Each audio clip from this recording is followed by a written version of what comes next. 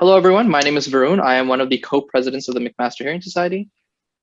Hi, everyone. My name is Dana. I'm the other co-president of the McMaster Hearing Society. And we are so excited to bring you guys this new project that we started this year called the Hear Us Out interview series, where we interview individuals in the hard of hearing community, audiologists, very famous or local advocates for accessibility, and the list goes on, to bring you perspectives that we think are incredibly important, but are not given a platform to voice them readily and accessibly. So we're here to bring you that content right through this podcast. So maybe before we get into introducing our guest today, maybe we'll give you an introduction as to who we are. So we're McMaster Hearing Society, and generally we're an advocacy-based MSU ratified club where we give a platform to bring a lot of these concerns to light. We're very information based, so we try to not only communicate with students as to how they can become allies and provide actionable steps to them, but we also work with different McMaster entities like the Student Accessibility Services, and we're currently working with library services, faculty, and even high up individuals in the McMaster Students Union to bring about policy changes that hopefully will not only benefit the hard of hearing and deaf community, but all students in general. I think Dana will now go into talking about our goals and intentions with this podcast specifically. Yeah, for sure. So as Vern mentioned, we are an advocacy-based MSU Ratified Club. And what that means is we're really trying to hold advocacy at the center of everything that we do. And one of our new and ambitious initiatives is this podcast series. In the past, we used to hold the Hear Us Out panel event, which was a really great event where different professionals and people that are in the deaf and hard of hearing community used to come out as our panel guests, and students from the wide McMaster community could ask questions, could learn more about the diversity of perspectives that work with the community and both are in the community. So unfortunately this year with COVID-19, we weren't able to do that, but in a really fortunate way, we were able to adapt it through these podcast series. So our intention is really to, again, reach out to the wide community, those that are in the deaf and hard of hearing community, and work with the community, bring them on into our podcasts like today, and just listen to their stories, their experiences, learn from them, and take all of that information and hopefully apply it to things that we can do as students to bring on a more inclusive McMaster community in general. That's what I have to say about them. Vern, if you have anything else to add.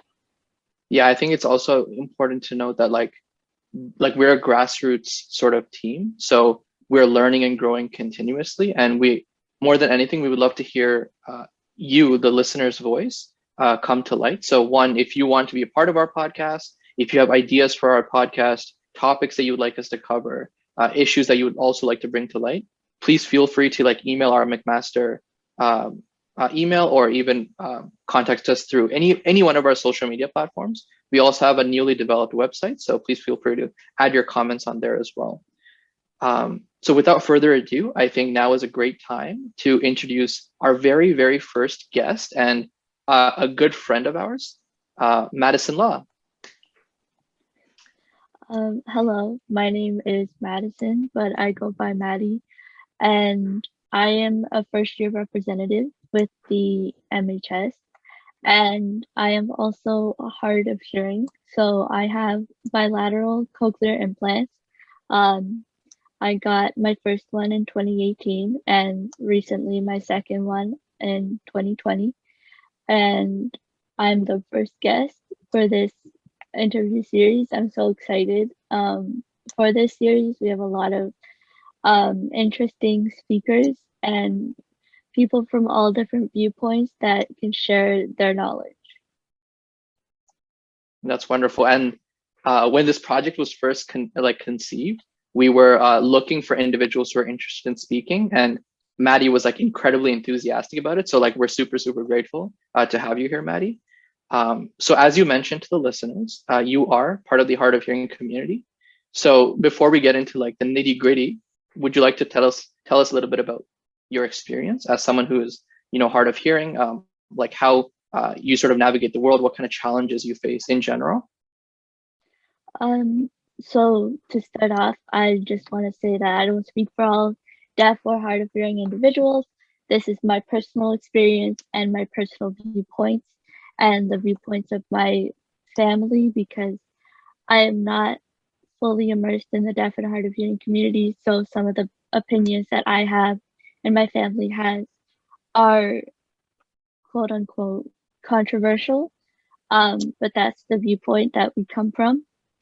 So I was born hearing, but I've had hearing problems and ear issues ever since I can remember. I've been going to Sick Kids Hospital in Toronto for since I was born, for various reasons, but mostly ear issues. Um, I can't remember exactly when I started to lose my hearing, but I do remember in grade 4, I told my teacher, like I pulled him aside and I said, "Hey, I can't hear that well. You might have to speak up." So that's, I think, the earliest that I can remember that my hearing was starting to decrease. And my hearing was pretty good in my left ear until a couple years ago, and then it kind of just went downhill. Same with my right ear. So it's not like a thing that I was born with. There's hearing issues in both on both sides of my family. It's kind of like and on my dad's side, I have a cousin who's hard of hearing, who wears hearing aids, and recently learned that there was an uncle of my dad's who also wore hearing aids and was hard of hearing. And then on my mom's side, some of her dad's siblings are deaf. Um, so it's kind of just like lucky or unlucky draw, kind of like a Russian roulette of who's gonna have hearing issues. I don't think there's any like real cause. So my so being that be, that being said, my immediate family are all hearing, apart from my dad who has some hearing issues in his right ear, but he identifies as hearing. So I started off with a regular hearing aid when I was in grade 8, and that was weird. The school that I was in was kind of small. Um, I was the only person who had a hearing aid within 10 years of my grade. Um, so I hated wearing it because uh, it put me, it separated me from the general class population of students, which for somebody who has anxiety is already very stressful. So when I got it, it helped, but because of my specific ear issues, it soon did not and would clog with wax and would not work. And so it was just very uncomfortable for me to wear. So I decided I don't want to wear this. I'm doing okay. I can mostly hear what's going on around me. Um, then I received a temporary Baha, which is a bone anchored hearing aid. So I had a um, little kind of headband that you connected the device to, and it sat right on the bone. So that was my first experience of like what a cochlear is like. Um, Again, I didn't really want to wear that one. It was in grade 9 that I received that, and it helped. Um, but again, grade 9, starting high school, you don't really want to be the kid is who has to wear something that is so out there and so unique. I remember the people who would like come to talk to me and see how I was doing with like the hearing services. They'd be like, oh, wearing a hearing aid is like having glasses, which it's not. A lot of people wear glasses compared to not a lot of people wear hearing aids. And whenever I see people who are in public who wear a hearing aid, I get so excited because it's like, oh my God, there's somebody like me out there. Because I'm not surrounded by people every day who wear hearing aids or are deaf, or hard of hearing. So I still had, I also remember one experience I was in class when I pulled out my hearing aid on the band, and then somebody that was sitting next to me kind of asked me like, oh, what is that? And I'm like, oh, it's a hearing aid. And they're like, oh, cool. So that was kind of like what I was trying to avoid on a daily basis, was that, oh, okay. And then that awkward situation and that awkward kind of like, you have a hearing aid, that's kind of weird. So then the summer between, I think it was either grade 9 and grade 10 or grade 10 and grade 11, I realized that I had to wear the hearing aid because my hearing was going downhill rapidly, and I was like, okay, this is something that I have to wear, because without it I cannot hear, and I don't like not hearing. So I remember the exact moment when I realized that I had to wear it. It was a very hard thing to come to realizing, but it was something that I had to do. And then when I did it and I went to school and people saw it on my head, they kind of just thought that it was an accessory to the headband that I was wearing. They didn't really know what it was. They didn't really care. And I realized, wow, I'm fine. People, like, I have a hearing aid and people don't really care. It's kind of just a thing that's on my head. And then in 2018, I had surgery on my right side for a cochlear implant. So I received a temporary device. Now I have my permanent device. But as soon as I received the first device, my world changed. I could hear background noises that I couldn't hear before. I could hear my parents from across the house. They didn't have to yell anymore, which was great. I mean, I had to speak up so that my dad could hear me, but my mom didn't have to yell at me anymore. And I could hear sounds. I could hear everything, I guess, ambient noise. I could hear that, and I could hear, and it was life-changing for me because I can't hear that on my own. And without that background noise, like even noises such as an air conditioner or a fan or a heater or any noise that you have in your room that kind of just like a quiet hum, I can't hear that. So it makes my world very silent.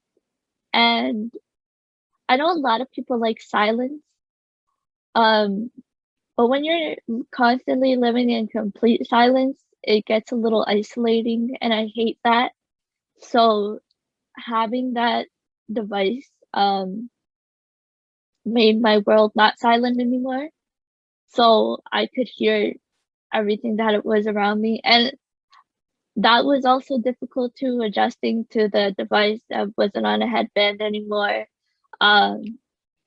Like I got an implant, so I have a metal kind of blob type thing in my head. and then just kind of adjusting to that. And it's like, if since my right side is so much worse than my left side, it balanced it out, and then I could hear everything that was around me, and I wasn't just relying like, oh, like on my left side, like, oh, could you repeat that? It was, okay, I can hear you. The sound's going like this, and I can hear. So then in the summer of 2020, I received my Cochlear device, the newest one. So it's this one. This is the newest model. It's a lot smaller. It's more compact. I like it. It streams sound from my phone, so I can be listening to music through my device, and people won't even hear it. And it's like I've got a whole radio like connected to my head.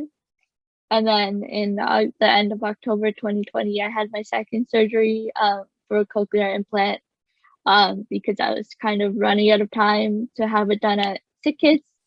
I got it done. I don't always wear it on my left side, but I have it there just in case.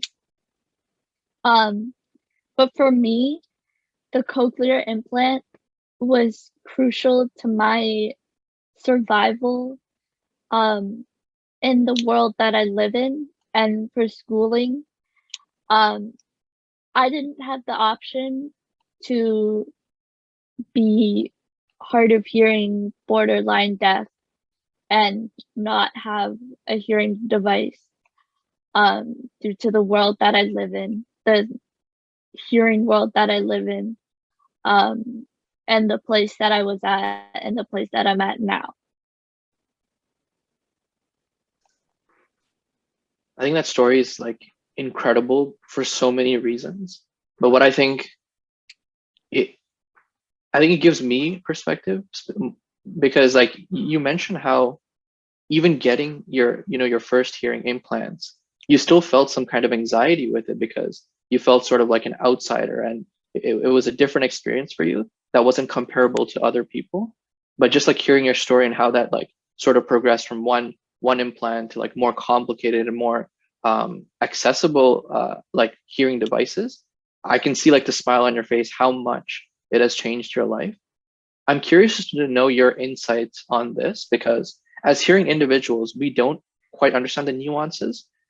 So what insight could you give the listeners who may think like, oh, I know a hard of hearing or deaf individual who didn't have these surgeries or who didn't opt to get hearing devices, even though like as your story is sort of highlighting how freeing or liberating that can feel. What insight could you provide for that perspective? So for me, having a device was the best option. I remember even driving to school and having that conversation with my dad, being like, oh, I could get the surgery. I'm really scared because it is surgery. But decided, yes, I'm gonna get this surgery. I'm gonna get the device. For me, it worked best because my immediate family that I live with does not sign. So use sign language. Both my parents and my sister are hearing. My school is hearing. Everything that I do is all hearing. The only connections other than myself being part of the deaf and hard of hearing community I have to the community are those individuals and family members who are in Nova Scotia. So I'm not immersed in a signing and deaf world. For people, I think that are deaf and hard of hearing who've grown up that way and who are immersed and definitely younger, I think it's easier for them to exist without a device, because there's more resources for younger people. But by the time that I got my implant, I was in grade 10, so I've done most of my schooling with almost no knowledge of sign language. For me to live without it, I'd have to become fluent in sign language or learn a large majority of it. My parents would have to learn a large majority of it. My sister would have to learn a large majority of it. And we kind of didn't have the time to do that. And I don't think that my school and my community are equipped to deal with someone who is completely deaf or hard of hearing, who requires an interpreter for things.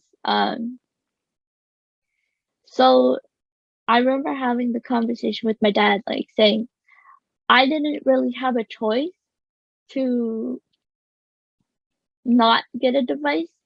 And I asked him why.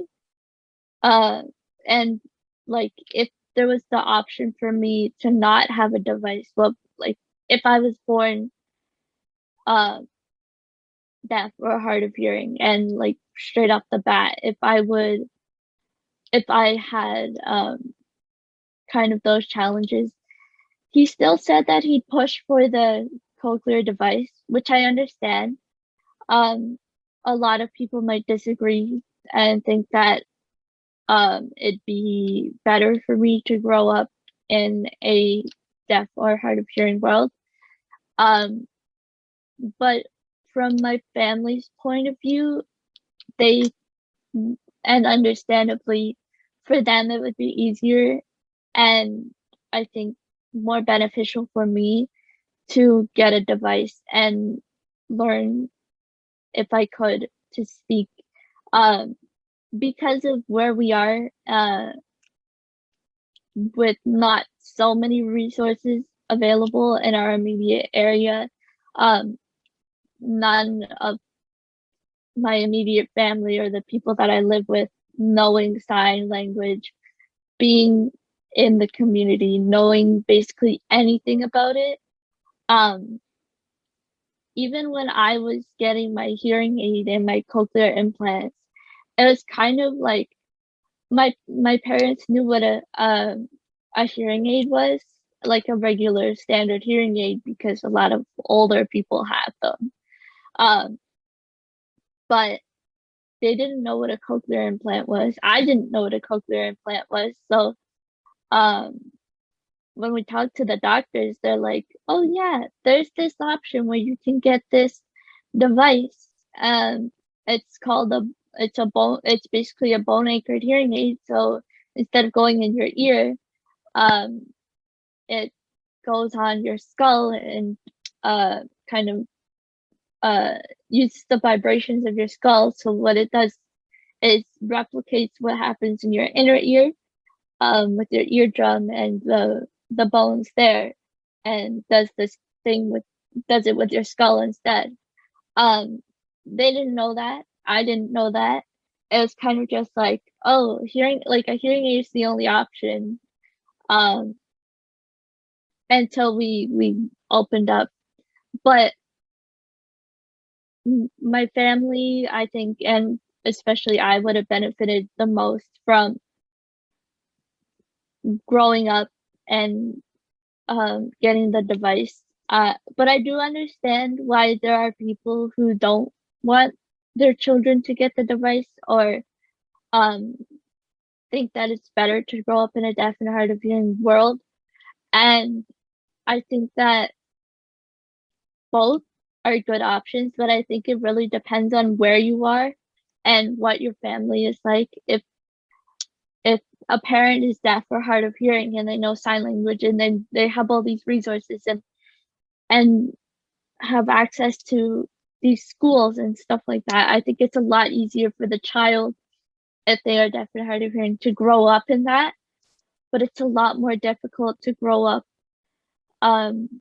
with parents who did school regularly, who went to a hearing school, who have been hearing and had hearing activities and never really had any contact or even been immersed in the deaf and hard of hearing world.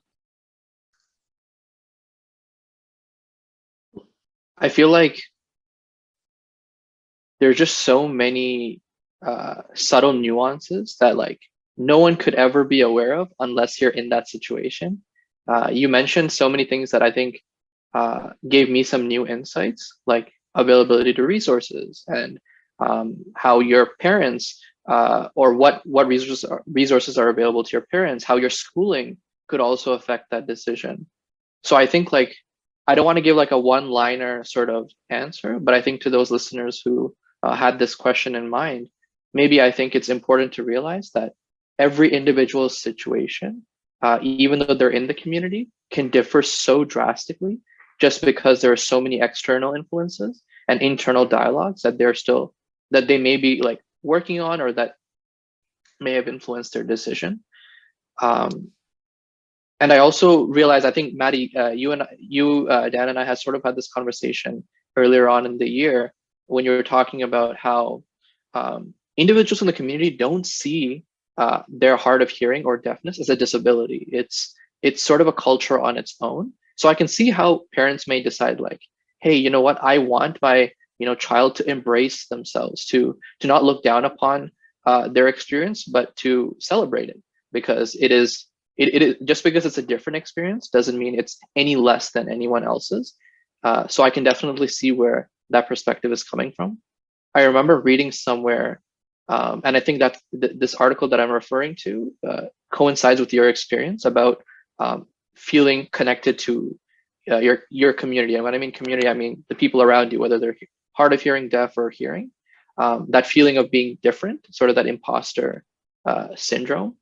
And I can see how like children who are forced to have to get these devices may feel on the fence with their own identities, not knowing whether they're hard of hearing or how to navigate both of these different identities. So I can see how parents might decide like, hey, you know what? It's not only good to embrace who you are and your experience, but to like celebrate that and like to share your voice however you feel comfortable. So I can definitely see where that's coming from. So thank you for sharing that. Yeah, I also just wanted to jump in and say, I can speak for myself and, Varun and everyone who's listening and just say like, thank you for being able to share your hearing journey with us today. And I think just listening to you, it's sort of creating a moment of self-reflection for me. Just listening to your experience and then comparing it with mine and thinking about, the really important, topics that we're going to be talking about today. And I just want to it seems that you also are doing a little bit of self-reflection on your own journey as well, because hearing you talk about your experiences growing up, your experiences getting your first cochlear implant, like it seems it's just so genuine, and I think it's bringing a lot of important information, especially for Varun and I and everyone listening. I'm really curious to growing up and sort of navigating life and school as hard of hearing. How has the journey been in terms of trying to do some, whether it was extracurricular activities, volunteering, working, any kind of recreational activities?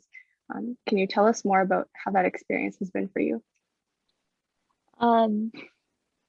It's been very difficult. When I was younger, is a lot easier because again, like my hearing was better, but as it started to decrease, and as I started to get these devices, I've had to adapt to doing the things that I love. For example, I love to play volleyball, and with my first cochlear device, I had to wear this headband that was very uncomfortable, but I had to wear it to keep the device from falling off my head. Because if the device fell off my head and I stepped on it, my dad would be extremely mad at me. But also I wouldn't be able to hear after that. So kind of adapting to that. Then I realized that the magnet is extremely strong in my device and that I don't have to wear the band and that I could play volleyball without that band. But even like that, like sports, I've done a lot of camping. I was part of Scouts for over 10 years, and I had devices camping. So it's like you need to be. This was mostly my dad. Like I know that I have to take care of my devices, but my dad really wanted to stress. Um, you need to be extremely careful with your devices. When you're in your tent, you have to put it in a safe place so you don't lose it.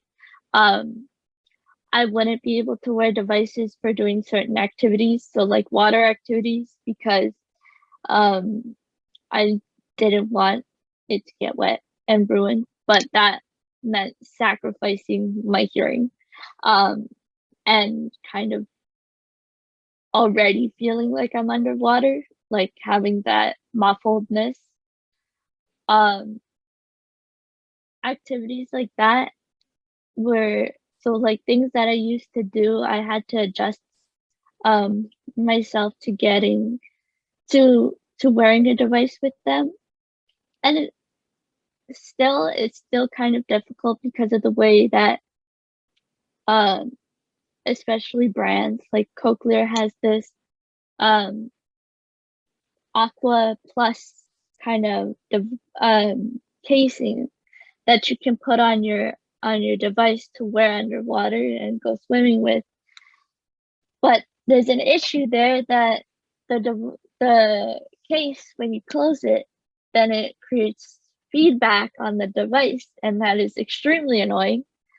Um, so I have yet to find a way to go swimming with a Cochlear device on. I will keep trying, but things like that. And I remember too in 2018, I got my first job as a counselor. Had a summer camp, and I had a walkie-talkie. And most of the kids that I was working with were um, young, very, very young, and we were outside. So a lot of the times it was screaming, and that was pretty difficult to deal with, especially with a device that amplifies everything that's around you. So I would have trouble kind of hearing when somebody was like calling me on the walkie-talkie um because of the loud noises that were around me. Um I've also had some issues in school. I've been more outspoken about them as I've become more comfortable with knowing that I am a hard of hearing person and these are the accommodations that I need. Um, it's been difficult to kind of advocate for myself because I don't want to be a nuisance to people. Like I don't want to be a burden and say like but the options that they have don't work for me and that I need something else. And I don't know if those other options exist, especially in the online world and being online, it's been kind of difficult to uh, get the same quality of education um, that my peers have. Um, in high school, it was all right. It was mostly just telling the teacher, like teachers that I saw every single day, saying that I am hard of hearing. I wear a hearing aid. I can't hear you. Please speak up. Like I saw these teachers every single day. I sat in the same spot and they probably had less than 4 classes like a day. So they should know that, okay, this person that has talked to me that I know needs these accommodations, but it just wouldn't happen that way. Um, there were some teachers that were a lot better than others. There were some that just I would have to constantly remind, and I got so frustrated because for me it's annoying to say, I can't hear you. Can you please speak up or can you please turn this up? Also with watching videos, I would need like the subtitles on and the volume to be turned up. but I didn't want to ask the teacher and then it be too loud for the other students or the subtitles being too distracting for other students, which I know should not be one of my main concerns, but like that's what it feels.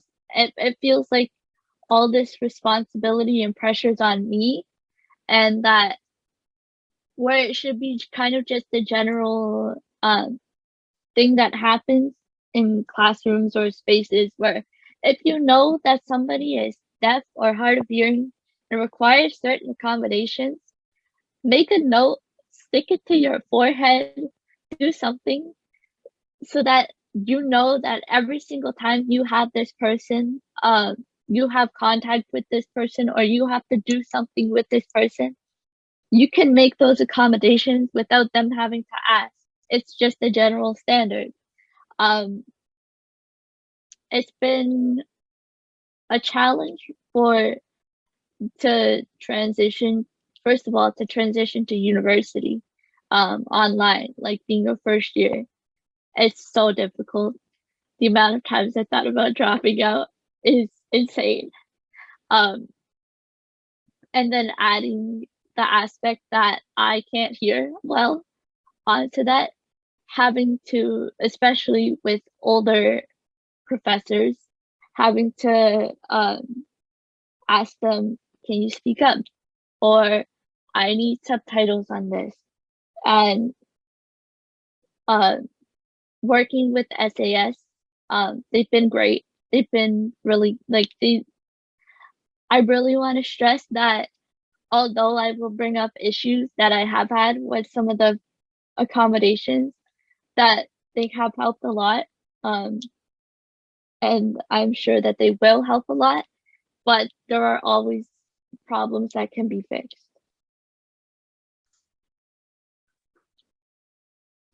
I think one important thing to note for like listeners is that even though individuals may opt to have hearing devices or have surgeries to improve their hearing, doesn't mean that they're void of any more challenges in the future.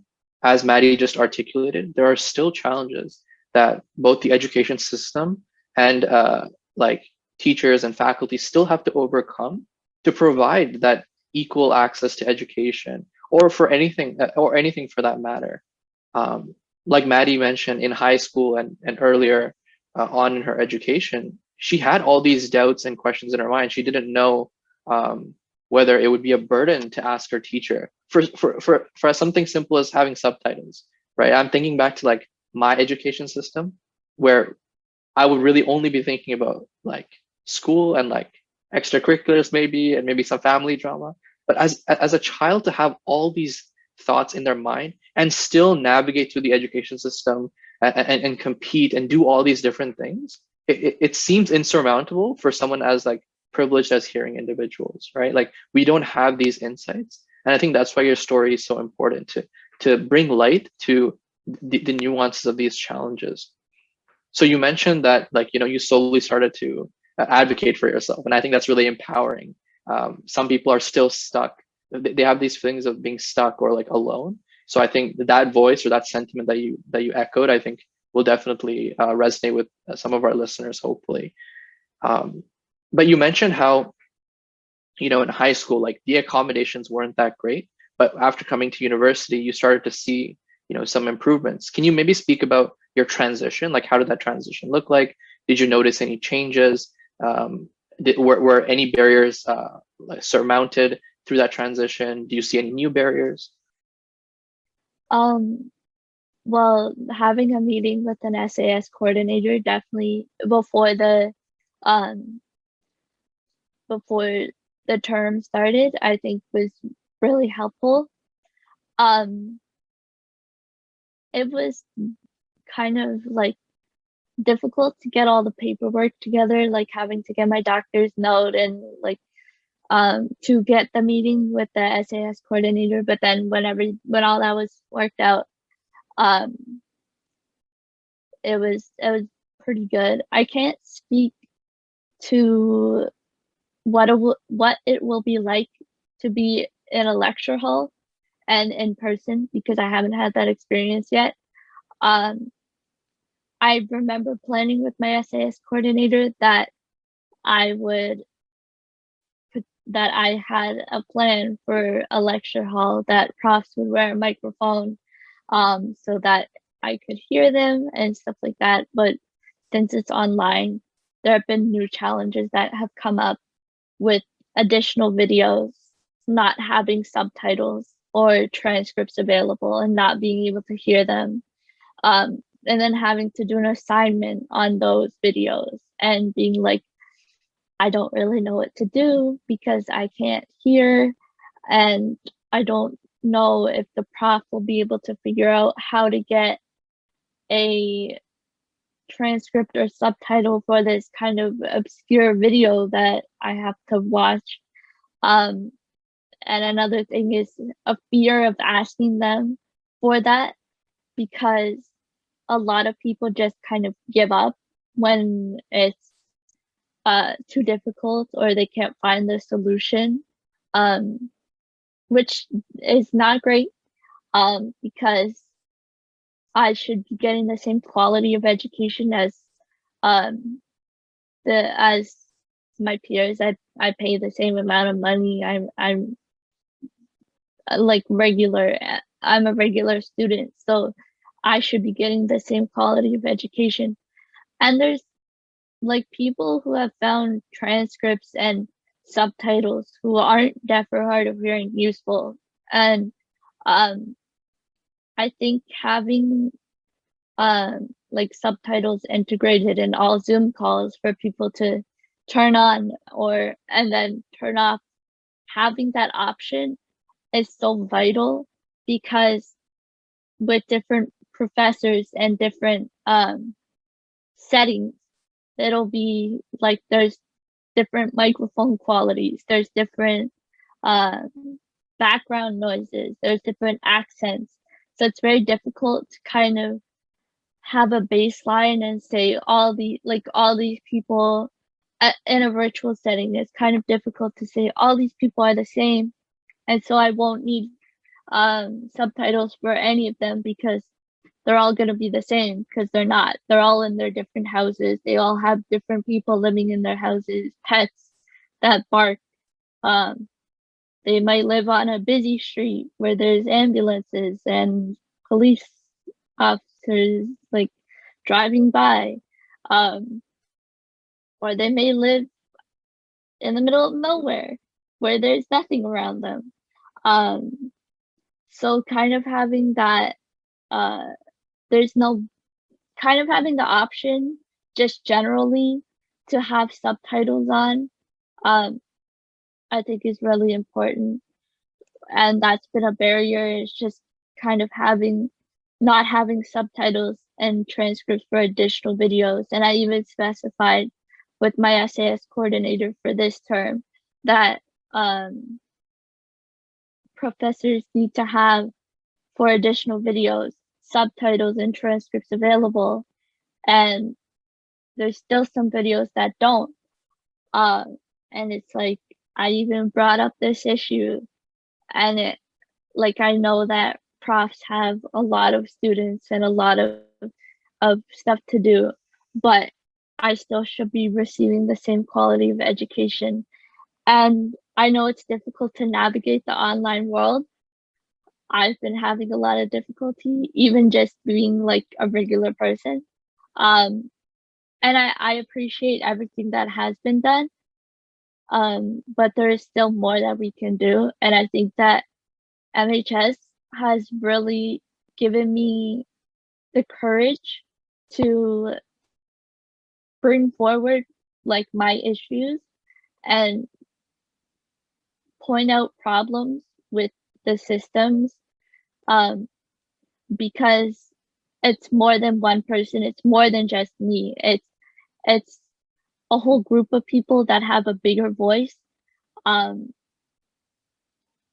Yeah, I'm not alone. Like, even though most of MHS are hearing individuals, you all advocate for the deaf and hard of hearing community and are willing to learn and listen. and be the voice that a lot of deaf and hard of hearing individuals don't have. Yeah, I think something that I was thinking about as you were sharing your transition between university, high school, and university was really just again reflecting on like me in university and McMaster. I think sometimes we really pride ourselves in being a family, being a small, connected community, being inclusive, being supportive. These are things that we really hear associated with the McMaster community all the time, from the day you enter the university till the day you leave. And I think when thinking about being inclusive, being supportive, we might be doing a good job, but I think sometimes we need to step back and hear stories like yours, Maddie, where we really need to think about how well are we doing in terms of being inclusive, in terms of the barriers that our peers in our own school community, we're all part of the same community, are facing that we can do a lot better in. And I think this is something that I was thinking about, and I hope a lot of us that are listening are thinking about as well. Something that you mentioned was being able to raise your concerns and that relationship that you built with SAS. I was really hoping you could tell us a little bit more about that. For those that are listening that maybe don't know what SAS is, can you share a little bit about your experience with SAS and how it's been trying to raise your concerns and advocate for yourself so far in university?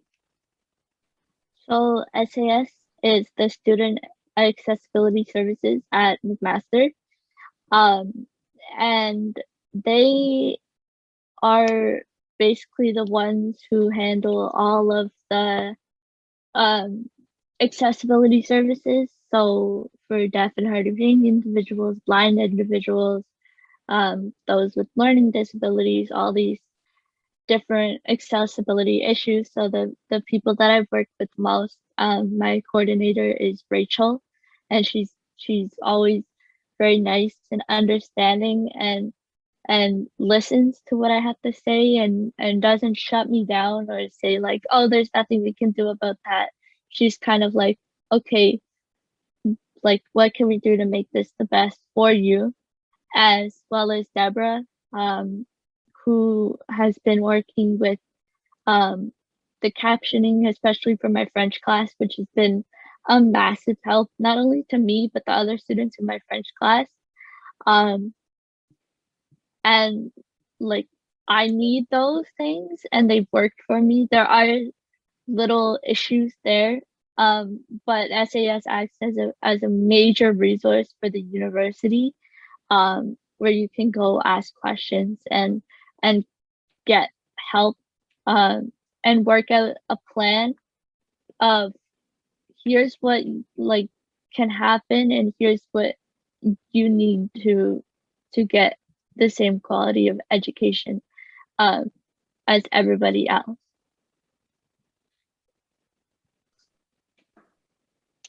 And I think this is why like we started on the journey of advocating for like universal accessibility. No student should be put in a position where they have to hesitate to just get like equal access to like things that you're literally paying for, like your tuition. You're paying for these resources and these services, but like if you're not getting the same quality as someone else, you shouldn't be put in a position where you need to ask for it. It should already be ingrained into the system. And I don't know if it's anyone's fault, but I just think it's like not everyone is aware of these things. And I think that's why we were sort of built to make sure that these voices are heard. Specifically, like, you've spoken about your perspective as a student, like those things need to be put forth in a more systematic way so that it can be implemented or it can be included into the mandate. But I think that, like you said, there's still a long ways to go, but I'm happy to know that like a body such as the Student Accessibility Services or any service for that matter at any institution is still like reaching out and like trying to do their best to alleviate some of those challenges. Whether we have the pandemic or not, you mentioned like there were still challenges with education. How has COVID posed its own unique barriers for you? Being more nervous than I already was to go out in public, wearing a mask, and having to talk to people and listen to what, like, when things were more open, having to go into a store, and having the person at the front say something and me not being able to hear. And I couldn't get close to them to hear like what they were saying, even with my device on, because of social distancing and having a mask. And I know that for me, it's I've spent a lot of time at home. So other than the online stuff, I haven't really had too much difficulty, but I know that people who rely on lip reading can no longer lip read because the mask blocks um their face, which is good thing for the general population, but not for those who are deaf and hard of hearing. And we are almost a full year into the mandates and the lockdowns and all the different kind of protocols. And I've seen only a few different options for people to like have kind of like a see-through screen on their mask.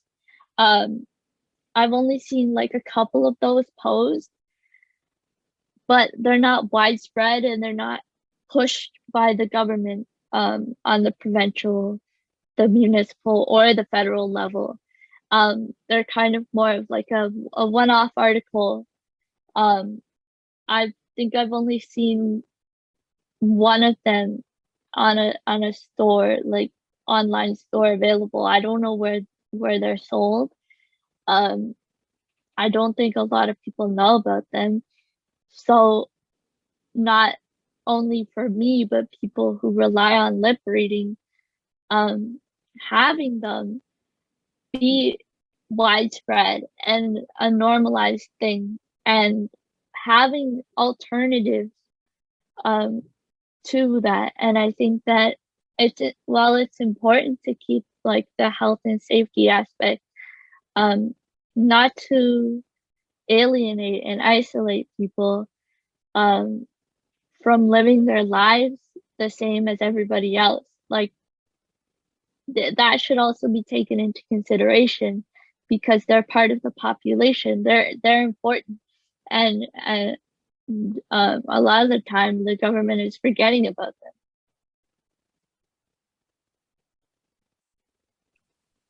Yeah, thank you, Maddie. I could definitely say, on the news and stuff, just hearing about the different challenges specifically faced by the deaf and hard of hearing community during such already difficult and challenging times, it's been sort of a rude awakening for really, I think, like pointing out the accessibility issues. And I think you've articulated those challenges so well for everyone that is listening today, and Brood and I as well. So while it's really great to hear stories from the community, to hear about the challenges and the barriers, to hear about the ways that maybe we can be more inclusive, I think something that we can also take away from today, and we really want to hear from you, is for those that are not part of the deaf and hard of hearing community, for those like Brood and I that are hearing, that maybe don't even know much about the deaf and hard of hearing community, what are some next steps that everyone listening can take away today to not only be able to learn more about the community, but also work to actively support and make sure that we can be as accessible and inclusive as not only a university community, but a wider community as well? I think that for people who are hearing, knowing that, like, if you know that you're going to be interacting with a deaf or hard of hearing individual at a specific time or at a specific time or a specific day, like every Friday at 10:30, like let's say, then write a sticky note, put it anywhere, just to say you have a deaf or hard of hearing individual in your, for example, lecture at this time on this day. You need to make these specific accommodations. and don't single people out. Make it a general standard that you speak a little bit louder. If somebody does disclose to you that they are deaf or hard of hearing, then don't single them out. Don't like you can, especially for professors. I have a captioner in one of my classes, and one day the captioner kind of just showed up, and the prof didn't really say anything about it, so people were confused as to what it was. And so I had to explain kind of what it was and what it's for and who it's for, which I'm fine with, but not everybody might be. So like for professors, like say, okay, we have a captioner in the class because one of the students in the class are deaf or hard of hearing, so they're gonna be here. So then it's kind of like known, and people don't have to identify themselves if they don't want to. And for the general public, just like you don't have to yell, you don't have to over enunciate, don't get upset, and know that, especially for like someone like me, if somebody asks you again and again and again, like, to repeat yourself, don't get frustrated with them. Just try to make them feel comfortable, and just speak a little bit louder if you can, especially when wearing a mask, because it's very difficult to. And if somebody discloses to you that they identify as deaf or hard of hearing, then ask them what they need to be the most comfortable, and remind yourself to do those things. And then for people who are deaf or hard of hearing, you're not alone. I feel like I'm alone living in a hearing world, but I know that I'm not. But you're not alone. There are a lot of resources. If you look online, you can find something. There's the deaf and hard of hearing community is honestly super like amazing, and the things they've been able to accomplish and do are amazing. One of my favorite resources are the Lions Foundation of Dog Guides Canada.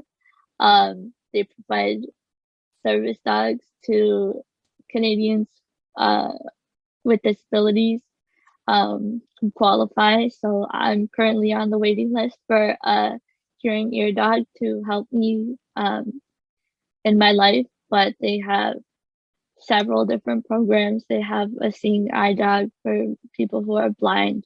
They have a diabetic alert or an epileptic alert, autism assistance, stuff like that. They're super amazing. They're nonprofit, so all their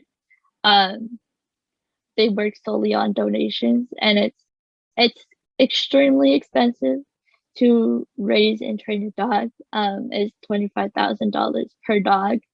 But it's honestly amazing, the work that they do, and they have so many different ways that you can get involved. Like you can foster a puppy and take the dog because out in public because it's a service dog in training, and you can donate, and they have raffles, and it's amazing. And then there's the Canadian Hearing Services, which has their online store where you can get like alarm clocks and things to help you in your home that you need.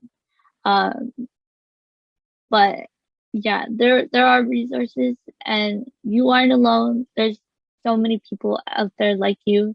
But the deaf and hard of hearing community, even if you're not deaf or hard of hearing, I recommend checking out like deaf and hard of hearing individuals' projects, because they're astonishing and they're heartwarming, just to see what these people can do, even with the disadvantage that they have, and how they make use of it. I feel like the overlying theme that that I'm hearing from you for like hearing individuals in general is to seek to understand, right? Not to make premature assumptions or conclusions, not to pass judgments without knowing like that individual situations, their circumstances, their story. And I think that's a general principle that we can all follow, to always seek to understand, but not only just to receive that information, but synthesize it and then take action moving forward. Because you mentioned like some professors will even know that, there's a deaf or hard of hearing individual in their classroom and may forget or may overlook certain things without really taking into consideration how crucial even the smallest changes in like their delivery or how their material is presented can impact someone's entire educational experience. So I think that's a great take-home message for all you listeners out there. I think it's certainly something that the MHS is trying to embrace currently, and hopefully through like our steps moving forward, we can take that sentiment and translate it into tangible action. Yeah, and I think just to add on to what you just said, Varun, it's certainly just like being able to educate yourself and know that it's going to be a process. I think that's something that I have learned myself. I think it's important to know that, maybe it's not going to, maybe you're going to make a mistake. Maybe you're going to need to learn from that mistake. But most of all, as long as you are being open-minded to just learning more information from good intentions to support those in the deaf and hard of hearing community, and just being able again to foster that inclusivity, I do think that that's like going forward, that makes me really happy just to hear about. And I hope that everyone listening can hopefully take that away from us today. So thank you, Madi. We just want to say like a big thank you for coming out today and being able to be so open about sharing your story. I'll just speak for Varun and myself that we do really appreciate that you were so open to it. And also, I think we learned so much. We're able to learn about your own personal hearing journey, a journey that only you can truly understand and truly talk about.